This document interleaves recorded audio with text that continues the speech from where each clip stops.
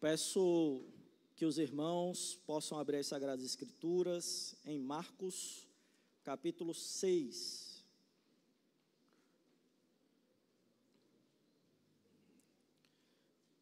Evangelho de Marcos, capítulo 6.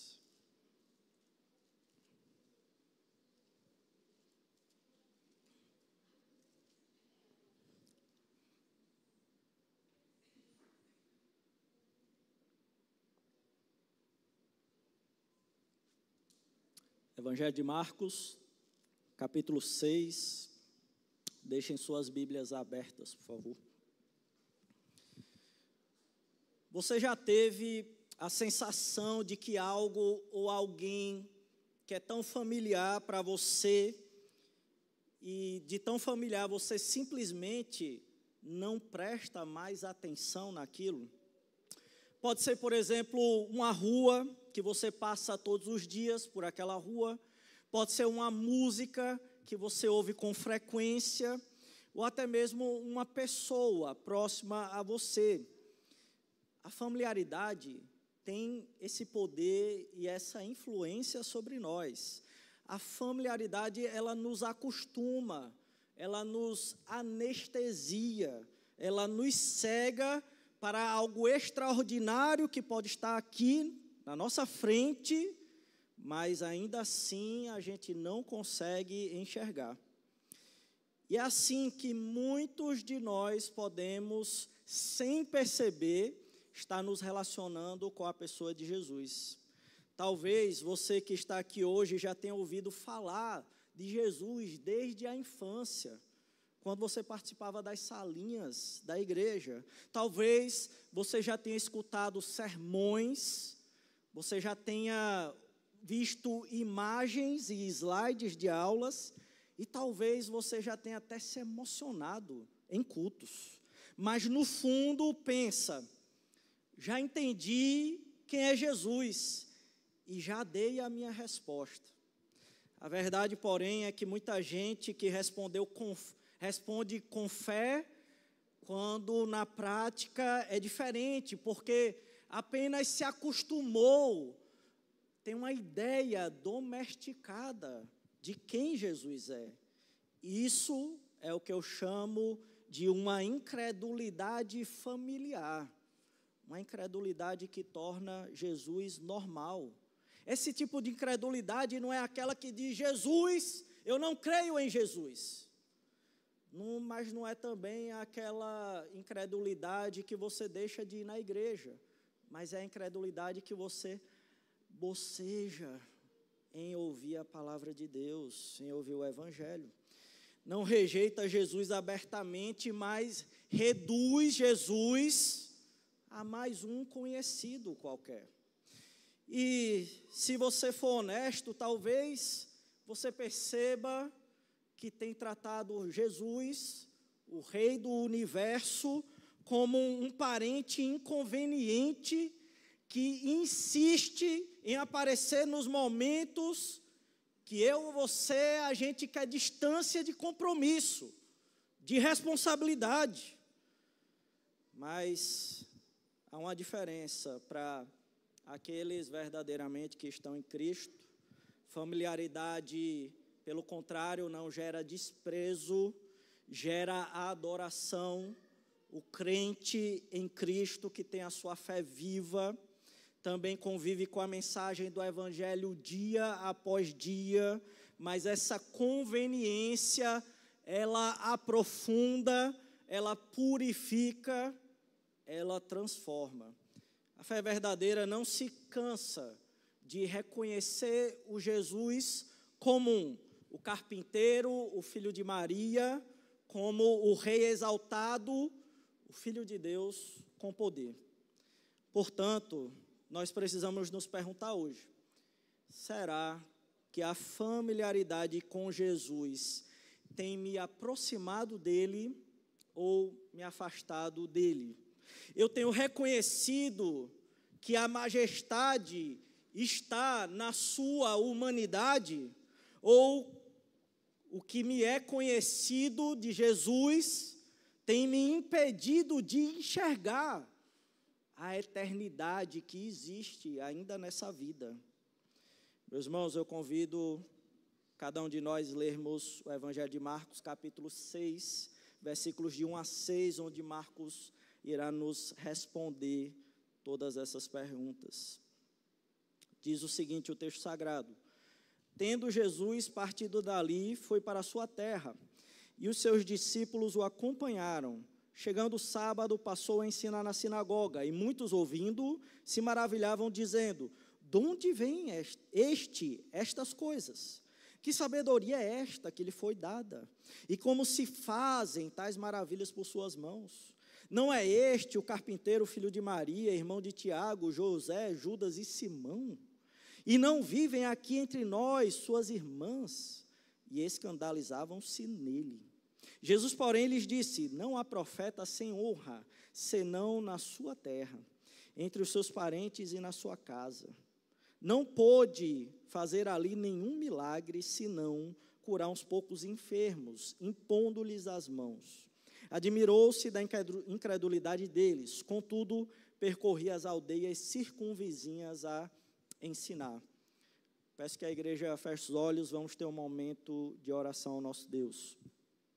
Senhor, nós queremos te agradecer a tua sagrada palavra que chega até nós e nós podemos lê-la. Peço a ti que aplique aos nossos corações, quebrante nossos corações e nos faça amadurecer na tua graça. Aperfeiçoa, Deus, o teu poder na nossa fraqueza. Eu peço a ti que eu possa ser encontrado manejando bem a palavra da verdade como obreiro fiel. É isso que nós pedimos em nome de Jesus. Amém. Meus irmãos, o Evangelho de Marcos, como a gente já tem visto,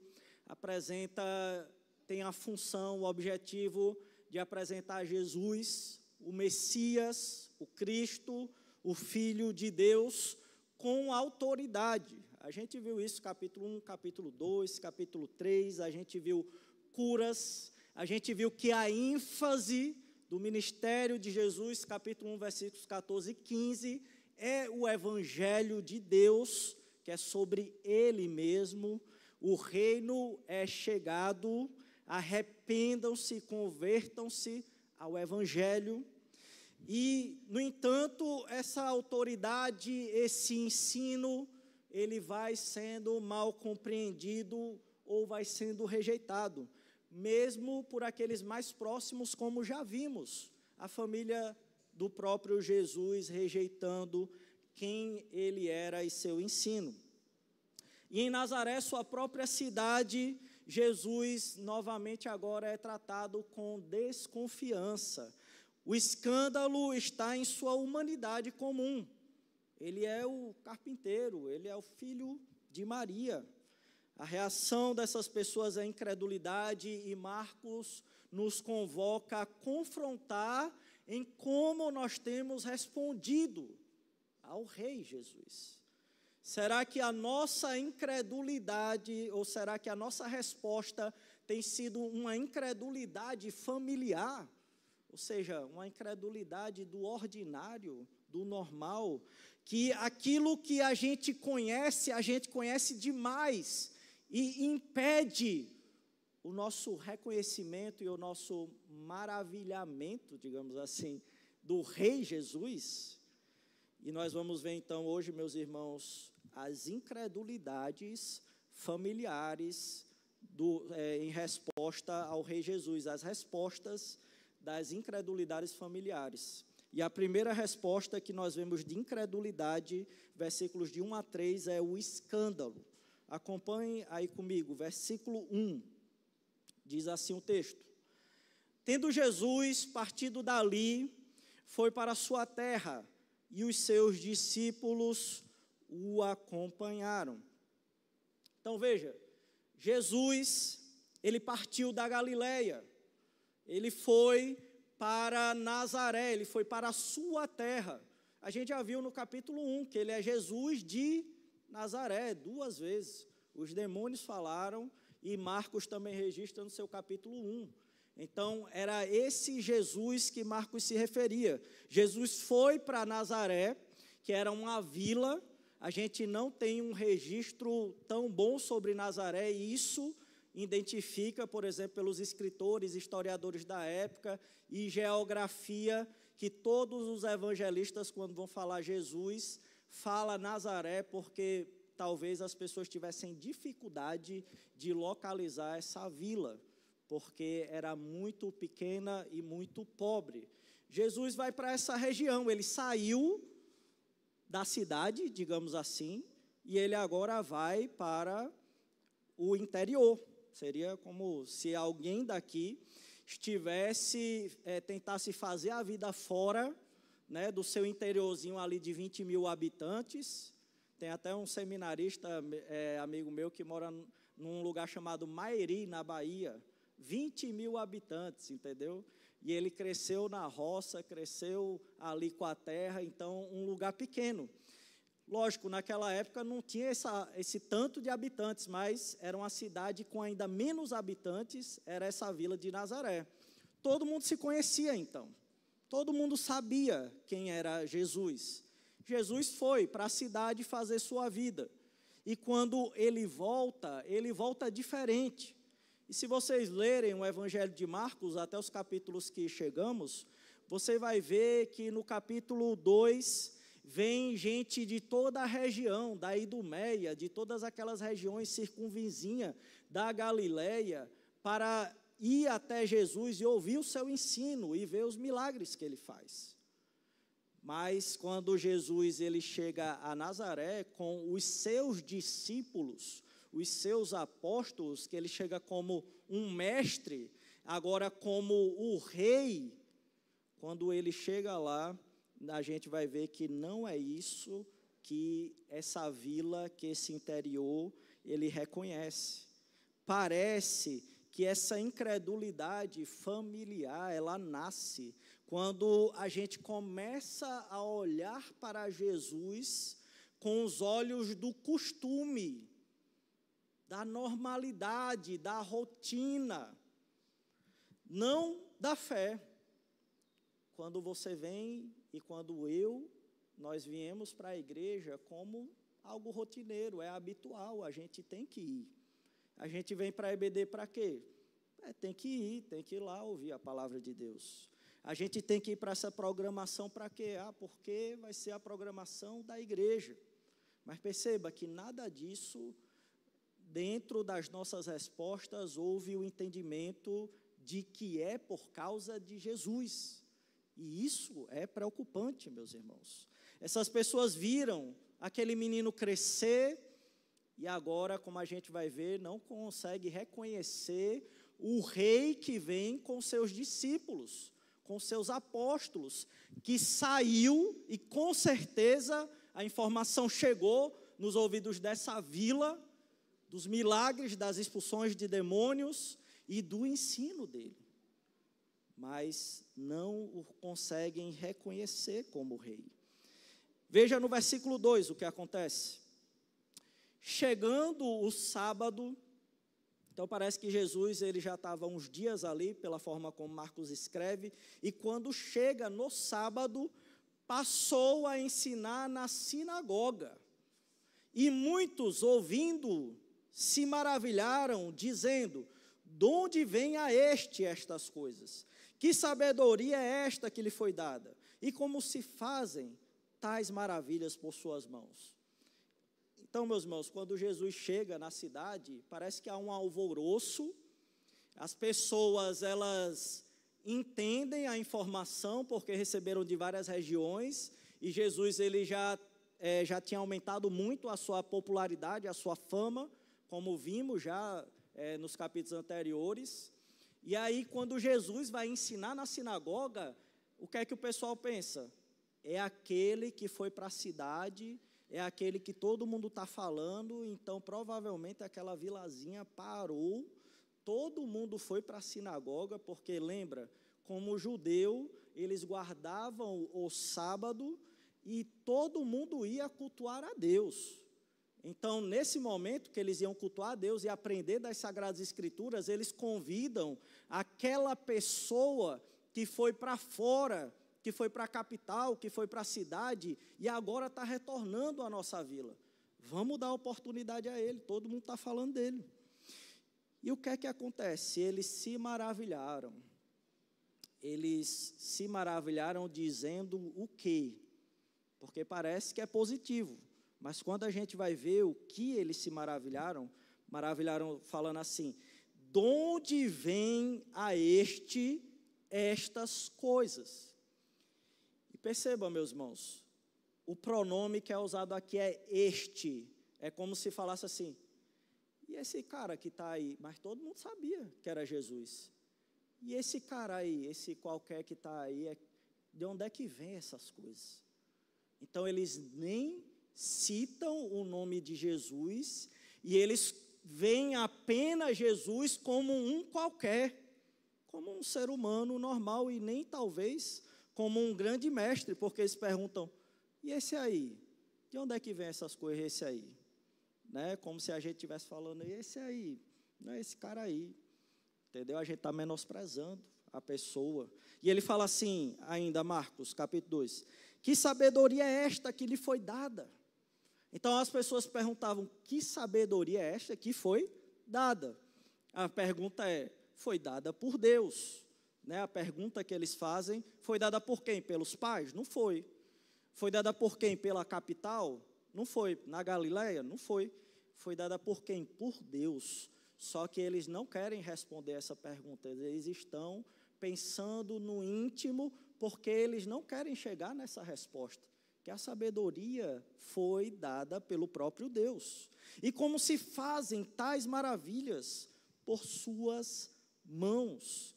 Então nós vemos que eles desdenham de Jesus, o tratam apenas como um homem normal e não como aquele rei que chega, que ensina sobre o reinado, sobre que ele é o rei e que ele vem com os seus discípulos para instaurar o seu reinado. E parece que essa incredulidade, ela pode nos atingir na medida que a gente se maravilha da palavra, se maravilha de vir à igreja, se maravilha de cantar excelentes cânticos, se maravilha de servir a igreja, mas não se submete ao rei, não se submete ao ensino do rei.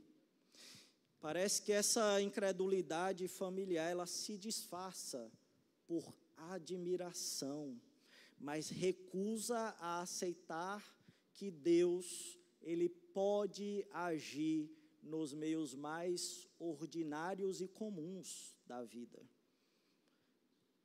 Versículo 3 diz assim: não é este o carpinteiro, filho de Maria, irmão de Tiago, José, Judas e Simão? E não vivem aqui entre nós suas irmãs? E escandalizavam-se nele. Então perceba como vai aumentando a crítica deles até chegar ao ponto deles se escandalizarem, porque parece que Jesus está afirmando o seu rei, o Cristo, ele vem com a sua comitiva, e eles se perguntam: bem, ele não é o carpinteiro? E o carpinteiro a gente pode associar a alguém que trabalha com madeira, né, coisa do tipo, mas provavelmente Jesus ele não mexia só com isso pela palavra no original. Ele podia mexer com rochas e com outros materiais também. Não significava só o carpinteiro como nós conhecemos, mas o importante aqui é que Jesus, ele é alguém que trabalha com coisas manuais. E naquela época era muito mal visto, principalmente se for um leitor romano. E lembra, a igreja estava sendo perseguida por Roma, e provavelmente havia cristãos romanos que foram os primeiros leitores desse evangelho. E ainda assim, no carpinteiro, naquele que trabalha com as mãos, em um serviço muito desprezível, ainda assim as pessoas, os cristãos verdadeiros, conseguem enxergar a fé. Mas não era o caso da vila de Nazaré. A vila de Nazaré, ela viu cada elemento da vida de Jesus como um elemento comum e insignificante, e foi depreciando cada vez mais Jesus. chamando ele de filho de Maria. E aí, por que isso é depreciativo? Porque naquela época, meus irmãos, você fazia associação com o pai. O pai era de tal tribo, o seu nome tinha que estar associado com o pai, e não com a mãe. Quando associava com a mãe, é como se você estivesse xingando a pessoa. E é isso que o pessoal da vila faz. E não só isso, parece, como nós sabemos pelo relato da história, que a Maria foi engravidada, virgem, e então José, ele não era seu pai direto, porque não participou da concepção. Então era um modo também daquele pessoal da vila desvalorizar, dizendo, não, ele é filho só de Maria, e não de José. E ainda diz, irmão de Tiago, José, Judas e Simão, e não vivem aqui entre nós suas irmãs? E perceba, se você for no capítulo 3 de Marcos, você vai ver que a família de Jesus, ela não era uma família que acreditava a princípio nele como Messias. Era aquela família que, devido a relatos, foi onde Jesus estava, ou seja, saíram de Nazaré, foram onde Jesus estava na Galileia, e eles ouviram que Jesus estava ficando louco. E eles queriam prender Jesus e levar Jesus sob custódia, porque ele estava louco, falando que ele era o rei, falando que ele era o Messias e fazendo muitos milagres e maravilhas.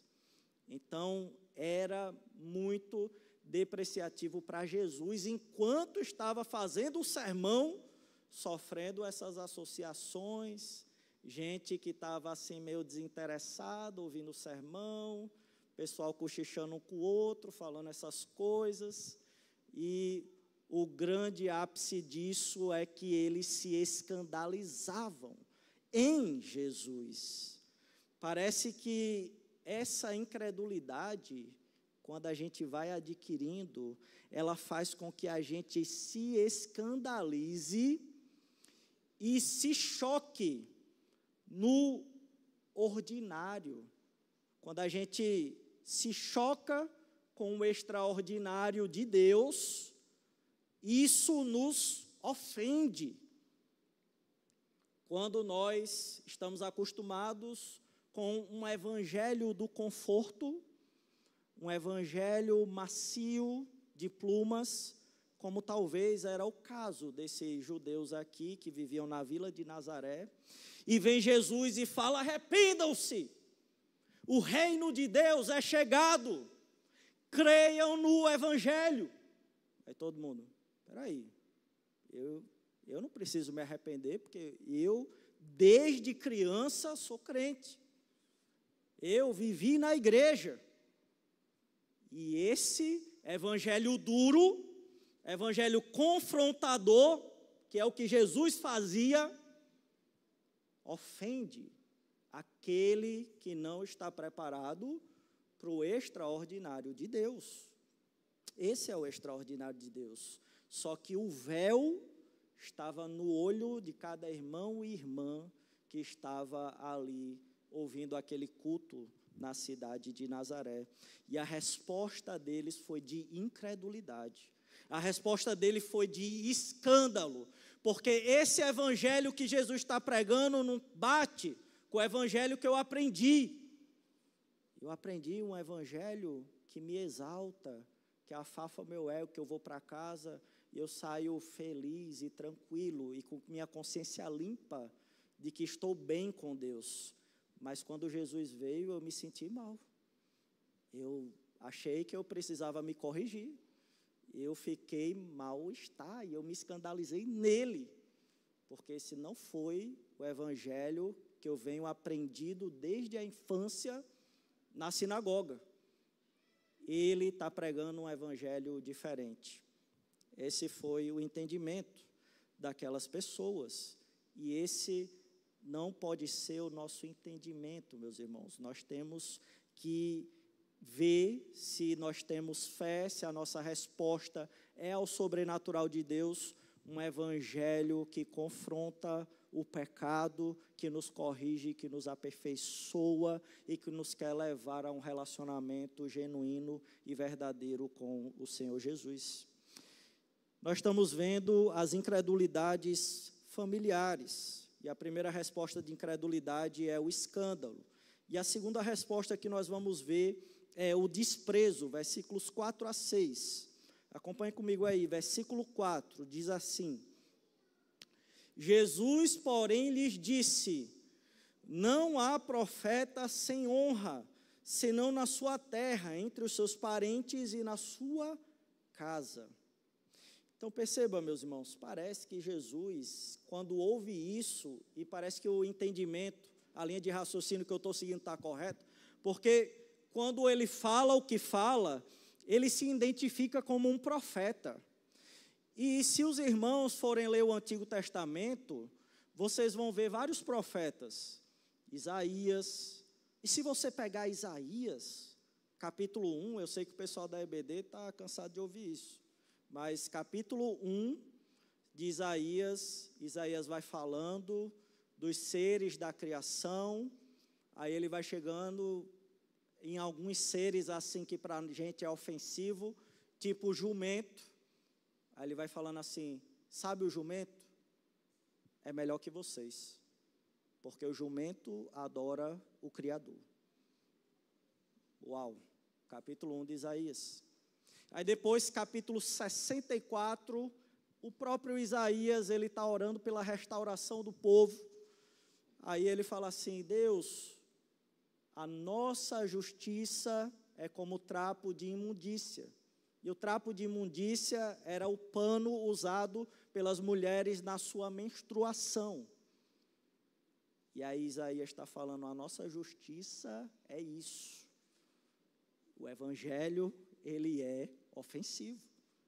E vocês acham que as pessoas aceitaram rapidamente a mensagem de Isaías? Não, houve muita rejeição. Se você for pegar outro profeta, para vocês terem ideia, Miqueias, capítulo 1, ele vai dizer assim: olha, Israel, a nação de Israel, ela foi contaminada de uma forma tal que ela foi dizimada, porque Israel foi separado em dois reinos, né? O reino do norte, Israel, e o reino do sul, Judá. E aí Miqueias está escrevendo para Judá, e ele fala: só que Israel foi dizimada, e a gangrena da doença deles se espalhou para vocês. E vocês estão vivendo como eles. Olha aí, que maravilha o profeta. E esse é Jesus. Ele tem esse evangelho que ofende, que confronta. E a resposta de algumas pessoas para o confronto e para a ofensa é desprezo. Não aceito esse evangelho. Esse evangelho não é o evangelho que eu tenho aprendido.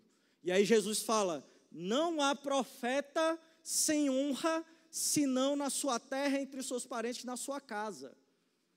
Foi essa a resposta do reino do norte, a qual Isaías profetizou. Eles foram dizimados. Eles não ouviram o profeta. E aí Jesus está falando: eu sou igual a esses, que na minha casa, com o meu povo, estou sendo desprezado, e eles estão respondendo com incredulidade, porque eles não aceitam a dureza do evangelho. Eles estão me comparando, eles estão agindo com ignorância e com resistência de aceitar a mensagem de Deus que eu tenho para eles. Versículo 5 diz assim: não pôde fazer ali nenhum milagre, senão curar uns poucos enfermos, impondo-lhes as mãos. O que é que Jesus faz diante da resposta de desprezo dessas pessoas, de não aceitação da mensagem? E perceba como Marcos ele toma cuidado no que ele fala, porque alguém pode rapidamente ler e pensar: Jesus ele não fez nenhum milagre ali, porque eles eram incrédulos. Então, quando a incredulidade, o poder de Jesus ele é bloqueado. E Marcos ele tem maior cuidado de falar isso, porque ele fala assim: senão curar uns poucos enfermos. Então, o problema não era a incredulidade do povo para Jesus agir. Mas perceba, meus irmãos, do capítulo 1 até o capítulo 4, a gente viu que a ênfase do ministério de Jesus, no capítulo 5 também, é o ensino. Tanto que você vai lá no capítulo 2, e aí os discípulos vão procurar Jesus, depois que ele cura a sogra de Pedro, e aí Jesus ele vai num lugar orar, e aí Pedro chama Jesus, ele diz, olha, eu já preguei ali o evangelho, então eu vou para outros lugares. Será que não tinha mais gente para curar lá? Com certeza. Mas só que ele mostra a sua prioridade é o ensino. Então, se as pessoas não entenderam o principal, o propósito, que é o que? O evangelho, é o rei chegou, o reinado chegou, arrependam-se e creiam no rei e no reinado. Não entenderam isso? Não tem para que fazer milagre. O milagre perde o seu propósito. O milagre perde a sua função de autenticar o rei e autenticar o seu reinado. Por isso que Jesus, ele decide não fazer milagres ali. Então, essas pessoas desprezam, e parece que o desprezo dessas pessoas faz com que a fé delas seja apagada. E no momento que você e eu, nós desprezamos o rei, desprezamos o reinado, parece que o reino, ele não faz parte mais da nossa vida. Não porque Jesus perdeu o controle da situação, mas porque diante de um coração fechado, lembra? Coração contrito, coração quebrantado, em capítulos anteriores que vimos, na parábola da semente do solo, é aquele solo que Jesus, ele quer. Esse tipo de solo é o solo fértil para a fé, para o milagre, para o extraordinário de Deus. E não um coração de pedra, um coração onde não entra nada. E aí veja, versículo 6, o que é que acontece? Diante desse desprezo, diante desse escândalo, qual é a reação de Jesus? Admirou-se da incredulidade deles, contudo percorria as aldeias circunvizinhas a ensinar. E se você for ver essa palavra admirar-se, você vai ver capítulo 1, você vai ver capítulo 2, as pessoas se admirando cada vez que Jesus faz um milagre, que ele expulsa demônios, e as pessoas se admiram. Com os porqueiros, a gente viu também, capítulo 5, que eles se admiram também do que Jesus fez, e agora é a única vez que aparece a admiração de Jesus, como se fosse a admiração daquelas pessoas que veem um milagre, né? Como nós, talvez, que nunca vimos milagres tão grandiosos quando lemos esses evangelhos. E aí Jesus, em vez de se admirar com algo positivo, que era o caso daquelas multidões, Jesus, ele só se admira espantosamente, negativamente, da incredulidade deles. Uau! Admirou até Jesus a incredulidade dessas pessoas, a ofensa do evangelho, o desprezo do profeta. E ainda assim, Jesus, ele não parou de fazer o que fazia, percorrer as aldeias circunvizinhas e a ensinar.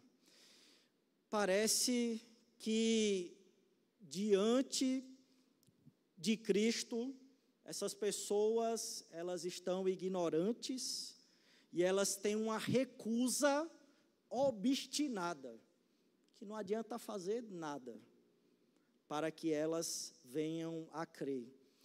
Ainda assim, Jesus, muitas vezes, quem sabe, se você pregou, se você continua pregando para o seu filho, para o seu neto, para qualquer pessoa da sua família, amigo seu, talvez essa seja a resposta deles, e você desiste, mas Jesus, ele não desiste da missão, ele percorre ainda aldeias circunvizinhas e ele ensina o Evangelho. Então, quem sabe, mesmo diante do desprezo que você tem sofrido, da ofensa que você tem que a pessoa responde a você, porque o Evangelho ofende, continue a pregar o Evangelho. Mas, quem sabe, não somos nós que nos encontramos assim também. Nos encontramos desprezando o rei e não se atentando ao que o rei tem ensinado. Porque, veja, Jesus, ele ensinou de vizinhança em vizinhança. Ele ensinou o Evangelho. E, meus irmãos, o Evangelho agora não é o Cristo físico que vem até nós. E você e eu, nós podemos desprezar algo que Deus nos deixou. E o que é que Deus nos deixou? A sua igreja. Eu não estou falando a denominação presbiteriana, eu não estou falando esse templo, mas eu estou falando de todo aquele que crê em Jesus, é membro dessa igreja e tem o compromisso de adorar esse rei. E se isso é verdade, se Jesus ele estendeu a presença dele, invisível, no coração de cada crente, na reunião de cada crente, no templo ou em qualquer lugar, para adorar o Rei Jesus e aprender dele, eu e vocês, nós não podemos desprezar a igreja do Deus vivo. Nós temos que participar da igreja, nós temos que contribuir coletivamente para essa igreja, que ela cresça na pessoa do Senhor Jesus Cristo e a gente em unidade exiba a Cristo visível para as pessoas. A gente não pode desprezar a igreja de Deus, a gente não pode desprezar o ensino, não podemos desprezar o Evangelho, não podemos nos ofender com o Evangelho e sair, porque o Evangelho, ele me ofende e ele te ofende, mas ele ofende para curar.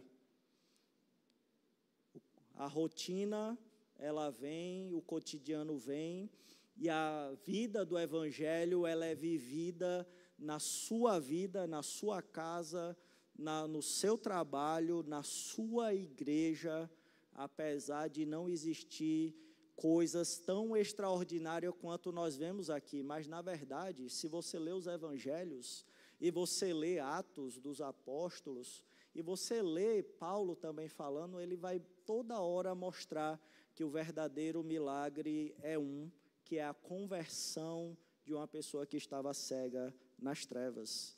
Esse é o verdadeiro milagre e o extraordinário do Evangelho, e que eu convido cada irmão e irmã a lutar pelo avanço do Evangelho, para que esse Evangelho chegue a cada alma. A familiaridade, ela pode ou nos aproximar ou nos afastar. Em Nazaré, Jesus era tão conhecido que foi rejeitado. E hoje, talvez você tenha ouvido falar tanto de Jesus que ele se tornou comum demais. Eu já sei sobre Jesus, eu já li muito livro, já li a Bíblia muitas vezes, não tem para que eu ficar lendo. Mas o comum aqui é o extraordinário Filho de Deus com poder. É Jesus Cristo, o carpinteiro, filho de Maria. Talvez você pense que já respondeu a Jesus, mas será que essa fé de fato ela foi genuína? Ou você simplesmente seguiu as tradições dos seus pais e foi obedecendo rituais que a igreja lhe impôs, e você age indiferentemente com o Evangelho de Deus? Se você já respondeu com fé no Rei Jesus, tome cuidado, para que o Evangelho ele não se torne comum, para que o Evangelho ele não se torne uma rotina sem reverência nenhuma. Familiaridade sem fé é terreno fértil para o desprezo do próprio Cristo. Hoje o Rei Jesus, ele está aqui. Não se escandalize pela proximidade que você está vendo do Evangelho hoje. Não se ofenda completamente ao ponto de se afastar, mas que essa ofensa, ela possa te aproximar como me aproxima e tem me aproximado do Rei Jesus. Reconheça o Rei Jesus com fé, que essa familiaridade ela não te endureça, mas que ela te leve à adoração. Que ao final possamos todos reconhecer o Rei Jesus com fé verdadeira e fé obediente. Peço à igreja que feche seus olhos, vamos orar ao Senhor. Meu Deus, nós queremos orar diante de Ti, pedindo, Deus, que o Senhor nos preserve vigilantes. O Senhor nos preserve vigilantes com os nossos olhos focados na esperança eterna. No Rei Jesus, no ordinário que o Senhor Rei Jesus tem para a gente, na vida de igreja, na vida com a nossa família, que nós possamos ver cada um desses momentos como um momento de atuação do Evangelho na nossa vida e um momento de oportunidade de aperfeiçoamento do Evangelho em nosso coração e avanço do reino. Deus, nos preserva de a ofensa do Evangelho nos levar na direção oposta da fé, nos levar na direção da incredulidade. Que o dia a dia de ouvir a Tua palavra, e seja lá quantas vezes nós lemos as Tuas Sagradas Escrituras, que o Senhor desperte em nossos corações a alegria e a satisfação, como se fosse a primeira vez que estejamos em contato com o Teu Evangelho. Nos lembra, Deus, do momento das nossas conversões, e que nós possamos recuperar essa alegria e esse entusiasmo de ver o Evangelho e de ser aperfeiçoado com cada ferida que o Senhor abre em nós para o nosso bem. Eu te peço, Deus, que o Senhor nos preserve com o coração contrito e quebrantado, e que nós não venhamos a desprezar o Senhor como profeta que é, assim como os profetas antigos, que ofenderam imensamente o povo, falando verdades precisas, verdades estas que demonstravam a disciplina, a restauração e o cuidado de Deus. Que o Senhor preserve a nossa percepção espiritual, para que a gente se relacione cada vez mais contigo e não o despreze, não despreze o próprio Rei e não chegue à incredulidade, Deus. Nos preserva no caminho da cidade celestial. A todo momento, usa um irmão, uma irmã, a igreja do Senhor para redirecionar os nossos pensamentos e avivar a nossa fé. Uma fé em Cristo Jesus, uma fé viva e obediente. É isso que nós pedimos em nome de Jesus. Amém.